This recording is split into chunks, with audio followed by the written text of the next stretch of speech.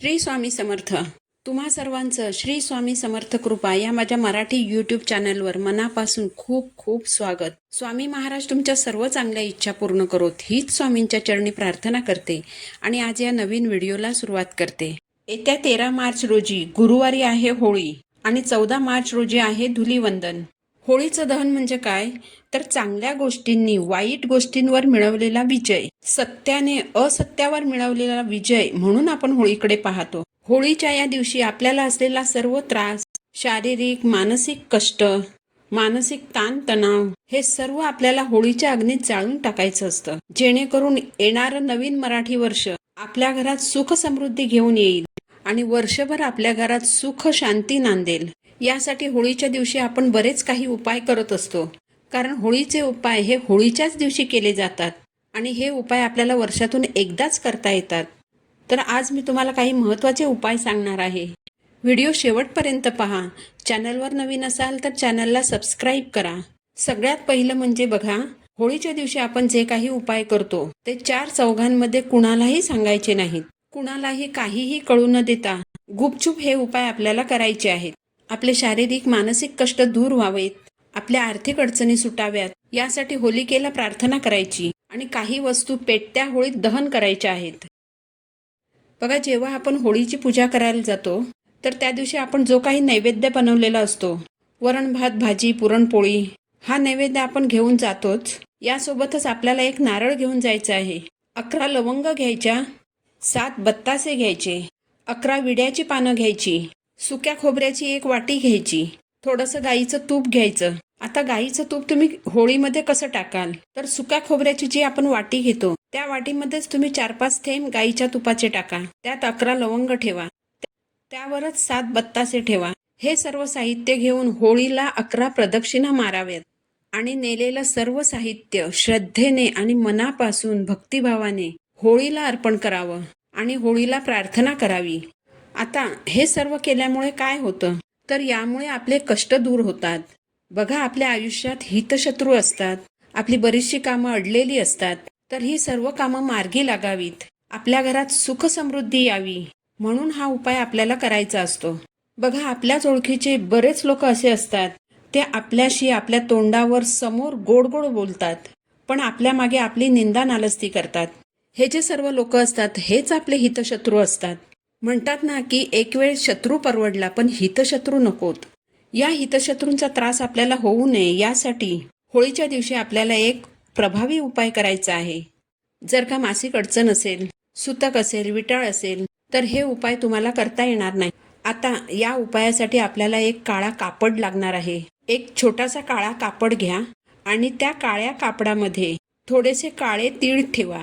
तर हे काळे तीळ त्या काळ्या कापडामध्ये बांधायचे आणि त्याची एक पोटली बनवायची. होळीच्या दिवशी सकाळी देवपूजा वगैरे झाल्यानंतर ही पोटली बनवायची आणि ही पोटली संपूर्ण दिवसभर स्वतःकडेच ठेवायची. हा उपाय घरातील प्रत्येक व्यक्तीने स्वतंत्रपणे स्वतःसाठी करायचा आहे. आता ही पोटली दिवसभर स्वतःकडे कशी ठेवायची, तर घरातील जी पुरुष मंडळी असतात त्यांना पोटली सांभाळण्याची तशी काही अडचण नाही, कारण ते पॅन्टच्या किंवा शर्टच्या खिशामध्ये पोटली ठेवू शकतात. पण घरातील स्त्रियांना ही पोटली दिवसभर स्वतःकडे बाळगणं जरा अडचणीचं ठरू शकतं. पण ही पोटली प्रत्येकाने स्वतःकडे ठेवायचीच आहे.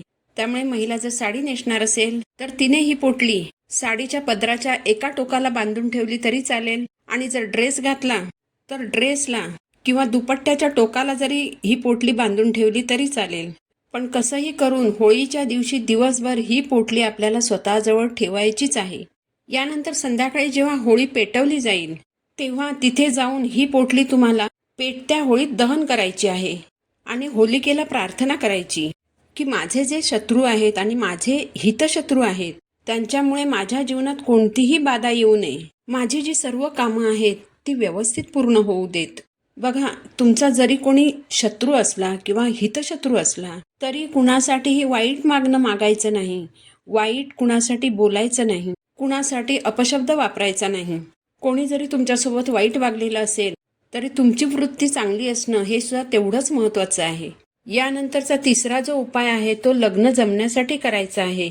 ज्या मुलाचा किंवा ज्या मुलीचा विवाह जमत नसेल, विवाह जुळण्यात अडचणी येत असतील, तर त्या मुलाने किंवा त्या मुलीने स्वतः हा उपाय करायचा आहे. तुमच्या घराच्या जवळपास जर शिवमंदिर असेल तर त्या शिवमंदिरात जाऊनच हा उपाय करायचा आहे. यासाठी काय करायचं की होळीच्या दिवशी संध्याकाळी 2 नागवेलीची म्हणजे विड्याची पानं घ्यायची, 1 अख्खी सुपारी घ्यायची आणि 1 चांगलं हळकुंड घ्यायचं. या सर्व वस्तू घ्यायच्या आणि शिवमंदिरात जायचं. शिवमंदिरात जाऊन या सर्व वस्तू शिवपिंडीवर अर्पण करायच्या आणि मला सुयोग्य जोडीदार मिळावा अशी प्रार्थना करायची. मला सुयोग्य जोडीदार मिळून माझा विवाह निर्विघ्नपणे पार पडू देत अशी महादेवांना प्रार्थना करायची आणि घरी यायचं. येताना मागे वळून पाहायचं नाही. घरी येता येता होळीचं दर्शन घ्यायचं. हाच उपाय दुसऱ्या दिवशी म्हणजे रंगपंचमीच्या दिवशीही करायचा.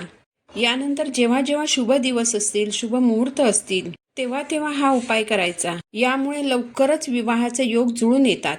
आपल्या घरात सुख समृद्धी यावी म्हणून घरातील प्रत्येक व्यक्तीने होळीच्या दिवशी एक उपाय करायचा आहे. घरात जेवढ्या व्यक्ती असतील तेवढ्या प्रत्येक व्यक्तीने हा उपाय करायचा. अगदी साधा सोपा उपाय आहे. बघा, होळीच्या दिवशी सकाळी 2 लवंग भिजत घालायच्या, तुपामध्ये भिजत ठेवायच्या.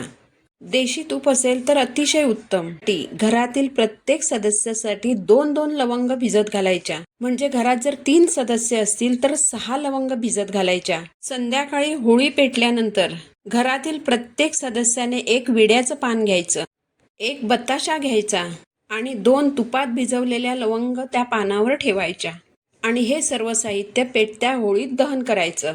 आणि माझ्या घरात सुख समृद्धी येऊ दे, माझ्या घरात सुख शांती नांदू दे, यासाठी प्रत्येक सदस्याने होळीला प्रार्थना करायची. हे उपाय अतिशय श्रद्धेने करायचे. मनामध्ये सकारात्मक भावना ठेवायची आणि माझं सगळं चांगलंच होणार आहे, माझ्या आयुष्यामध्ये सगळ्या चांगल्या गोष्टी घडणार आहेत, अशी सात्विक भावना मनात ठेवायची. जेवढ्या सात्विक वृत्तीने तुम्ही हे उपाय कराल तेवढ्या चांगल्या गोष्टी आपल्या आयुष्यात घडत असतात. आपल्या घरासाठी हे अगदी साधे सोपे उपाय तुम्हाला होळीच्या दिवशी करायचे आहेत. हे उपाय तुम्ही नक्की करा. तर झालेली सेवा मी महाराजांच्या चरणी अर्पण करते. पुन्हा भेटू नवीन व्हिडिओ सोबत. श्री स्वामी समर्थ.